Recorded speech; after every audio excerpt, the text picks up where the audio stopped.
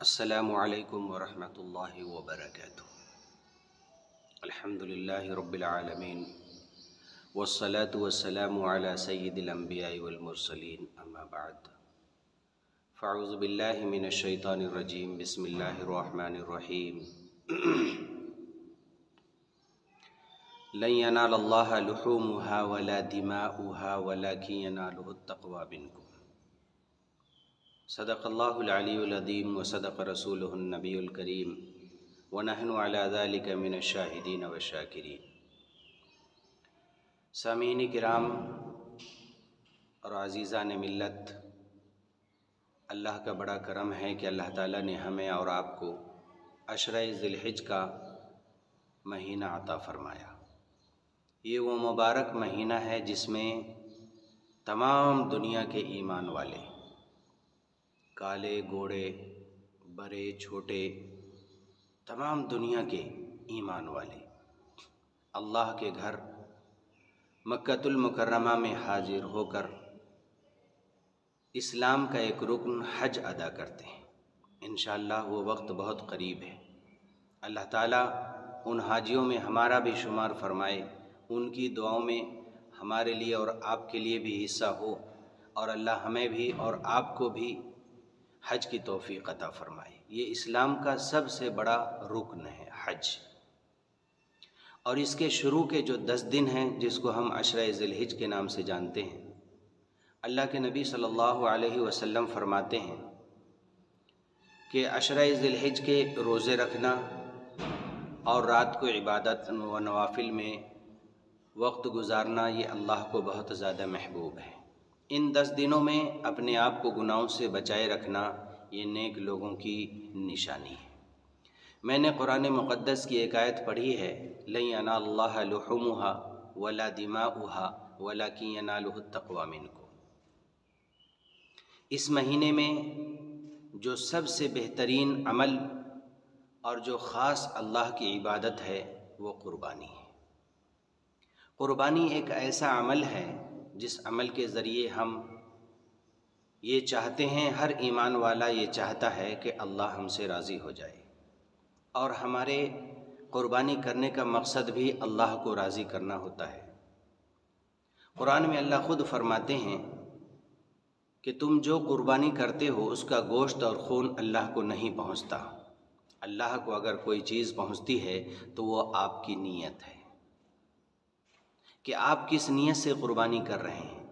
آپ کی نیت قربانی کرنے کی ہے یا نہیں، یا صرف گوشت کھانے کی ہے، یا دکھلاوا کرنے کی ہے، یا ریاکاری ہے آپ کی نیت میں، یا آپ کی نیت میں کھوٹ ہے۔ اللہ یہ دیکھنا چاہتا ہے کہ ہم جو عبادت کر رہے ہیں اور کرنے جا رہے ہیں اور کرنے کا ارادہ رکھتے ہیں، اس عبادت میں ہماری نیت کتنی صاف ہے، اللہ یہ دیکھنا چاہتا ہے، اور اسی کو ہم قربانی کہتے ہیں۔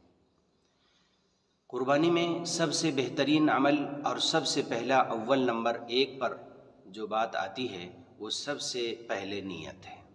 اگر ہماری اور آپ کی نیت اور امت مسلمہ کی نیت قربانی کرنے میں صرف اور صرف اللہ کی رضا ہو، اور اس کی یہ نیت ہو کہ اس عمل کو ہمارے نبی ابراہیم خلیل اللہ علیہ السلام نے ادا کی ہے، اس سنت کو ہم زندہ کر رہے ہیں، اور اس سنت پر عمل کرتے ہوئے آخری نبی پیغمبر محمد رسول اللہ صلی اللہ علیہ وسلم نے بھی عمل کیا، اسی سنت کو ہم زندہ کر رہے ہیں، اور یہ عمل ہم خالص عبادت اللہ کے لیے کر رہے ہیں، تو پھر ہماری آپ کی قربانی قبول ہے اللہ کے ہاں۔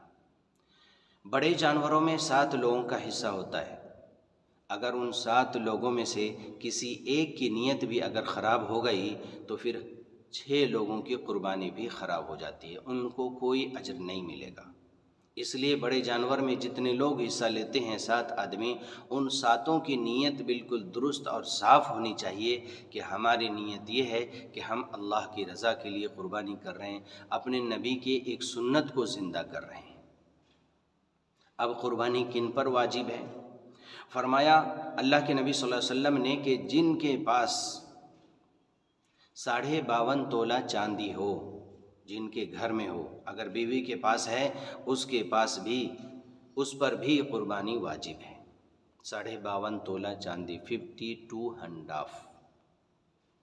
اور اگر شوہر کے پاس 40,000 کیش ہے اس پر بھی قربانی واجب ہے۔ بیوی الگ قربانی کرے، شوہر الگ جانور کی قربانی کرے۔ اگر حصے لے رہے ہیں تو بیوی کا الگ حصہ ہو، شوہر کا الگ حصہ ہو۔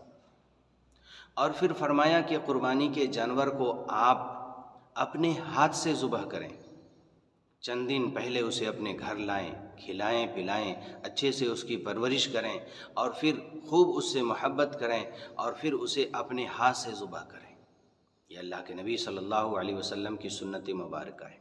اور اللہ کے نبی صلی اللہ علیہ وسلم نے فرمایا کہ قربانی کے آداب میں سے یہ ہے کہ آپ جو جانور کی قربانی کر رہے ہیں اس جانور کو قربان کرنے کی جگہ میں آپ کان پکڑ کر کھینچ کر نہ لے جائیں، زبردستی نہ لے جائیں، پیار سے لے جائیں، محبت سے لے جائیں۔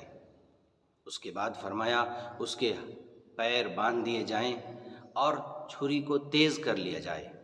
اور یہ آداب سکھلائے قربانی کے محمد رسول اللہ صلی اللہ علیہ وسلم نے کہ جانور کے سامنے چھری کو تیز نہ کیا جائے۔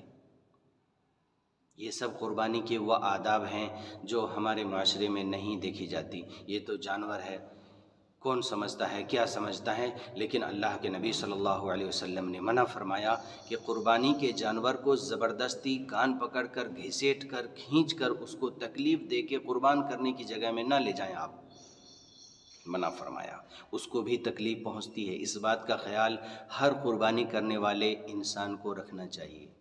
اس کے بعد فرمایا چھری بالکل تیز ہو، جلدی سے جلدی اس کی گردن کٹ جائے۔ آپ اپنے سے خود سے قربانی کریں، دعا پڑھیں اور قربانی کریں۔ اس کے بعد فرمایا کہ قربانی کے جانور قربان ہونے کے بعد اسے ٹھنڈا ہونے دیں، اس کے جسم سے روح کو نکلنے دیں۔ ہاتھ پیر جب سکون ہو جائے اس کے بعد چمڑے نکالنا شروع کریں۔ بعض اوقات بعض جگہ دیکھا گیا، بعض مرتبہ ایسا واقعہ بھی ہوا کہ جانور ابھی تڑپ رہا ہے، ہاتھ اور پیر مار رہا ہے، اور پھر اسی وقت اس کی چمڑے نکالنے شروع کر دیتے ہیں۔ اللہ کے نبی صلی اللہ علیہ وسلم نے منع فرمایا۔ اس کے بعد یہ ارشاد فرمایا کہ قربانی کے جانور کا جو گوشت ہے اسے تقسیم کیا جائے۔ ایک حصہ اپنے گھر میں رکھا جائے، دوسرا حصہ قریب رشتہ داروں میں تقسیم کیا جائے، اور تیسرا حصہ فقیروں میں اور دور کے غریبوں میں تقسیم کر دیا جائے۔ اور فرمایا جو آپ کے قریب میں ہندو لوگ رہتے ہیں، غیر مسلم بھائی ہیں، ان کو بھی دیا جائے۔ شریعت اجازت دیتی ہے کہ آپ غیر مسلم کو بھی اس کا گوشت دیں۔ اس کے بعد فرمایا کہ جانور کی غلاظت کو راستے میں نہ ڈالیں، یہ قربانی کے آداب ہے۔ اور فرمایا کہ ہڈیاں راستے میں نہ ڈالیں، آپ کی قربانی کرنے کی وجہ سے کسی کو تکلیف نہ ہو، بیچ راستے پر ذبح نہ کریں، پردے کے اندر لے جا کر کے ذبح کریں جانوروں۔ اور اس کے بعد فرمایا کہ ہڈیوں کو اور اس کی غلاظتوں کو اور اس کی اوجڑیوں کو راستے پر بالکل نہ ڈالیں، ہرگز نہ ڈالیں۔ جہاں مسلمان محلے ہیں وہاں بدبو پھیل جاتی ہے، لوگ ایسے ہی لا کر کے کچرے کے ساتھ اس کو ڈال دیتے ہیں غلاظت کو۔ یہ بہت بڑی بے ادبی ہے، ہمسایوں کو تکلیف پہنچتی ہے، پڑوسیوں کو تکلیف پہنچتی ہے۔ آپ نے ایک عبادت کی ہے اور اس کی وجہ سے کئی لوگوں کو تکلیف پہنچ رہی ہے۔ اس بات کا قربانی کے ایام میں خاص طور پر خیال رکھا جائے۔ اور اس کے بعد فرمایا کہ قربانی، اللہ کے نبی صلی اللہ علیہ وسلم نے فرمایا کہ سب سے پہلے عید کے دن قربانی کا گوشت کھایا جائے۔ یہ میرے نبی صلی اللہ علیہ وسلم کی سنت مبارکہ ہے۔ اللہ ہم سب کو قربانی میں بڑھ چڑھ کر حصہ لینے کی توفیق عطا فرمائے، اور اللہ تعالیٰ عید کے دن قربانی کا گوشت سب سے پہلے کھانے کی توفیق عطا فرمائے۔ بات لمبی ہو جائیں گی، انشاءاللہ ملتے ہیں اگلی ویڈیو میں۔ السلام علیکم ورحمۃ اللہ وبرکاتہ۔